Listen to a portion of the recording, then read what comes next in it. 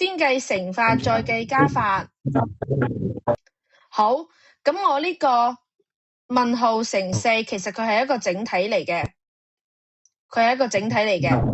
你將佢變成一個整體，跟住我哋係咪12加呢個整體得出嚟嘅3個形，12加3個形等於152，係咪咁樣？